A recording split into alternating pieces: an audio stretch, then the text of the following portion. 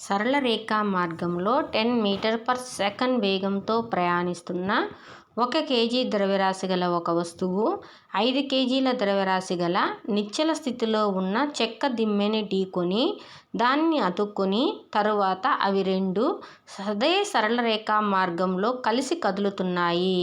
అభిఘాతానికి ముందు మరియు అభిఘాతం తర్వాత ద్రవ్య వేగాన్ని లెక్కించండి. అంతేకాకుండా రెండు వస్తువుల సంయుక్త వేగాన్ని లెక్కించండి అన్నాడు. ఇక్కడ చూస్తే ఫస్ట్ సరళ రేఖా మార్గంలో వెళ్తుందంట.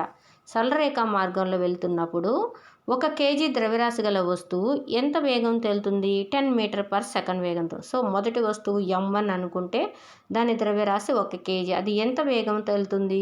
u = 10 మీటర్ పర్ సెకండ్ వేగంతో. అది రెండో వస్తువుని ఏం చేసింది? ఢీకొంది. దాని ద్రవ్యరాశి ఎంత? m2 5 kgs. ఆ వస్తువు ఎలా ఉంది? నిశ్చల స్థితిలో ఉంది. సో దాని వేగం ఏమవుతుంది? 0. అభిఘాతానికి ముందు వాటి ద్రవ్య వేగము m1u + m2v. అభిఘాతం తరువాత వాటి వేగము ఏమవుతుందంటే ద్రవ్య వేగము రెండు కలిసి అతుక్కుని ఒకే వేగంతో వెళ్తున్నాయి కాబట్టి దాని యొక్క ద్రవ్యరాశి m1 + m2 అవుతుంది. అది వెళ్ళే వేగము V అయింది. ఇక వాటిని సబ్స్టిట్యూట్ చేసామనుకోండి. m1 అంటే 1, తొలి వేగం u 10, 1 × 10 + 5. ద్రవ్యరాశి ఎంత? రెండో వస్తువు m2 వచ్చి 5 కేజీస్ ఇంటూ వేగం ఎంత? 0. So 5 × 0 gives rise to m1 + m2 అంటే 1 + 5 × v.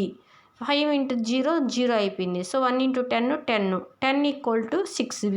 v = ఏమవుద్ది? ఇటు పక్క 6 అనేది vని మల్టిప్లై చేస్తుంది కాబట్టి ఈక్వల్ టు అవతల సైడ్ వెళ్తే డివైడెడ్ బై చేస్తుంది. So v = 10/6. 6 × 6 ఇంకా 4 ఉంటుంది. 4 0 4 కాస్త 0 పెట్టుకుంటే 40 అయితే ఇక్కడ పాయింట్ వస్తుంది.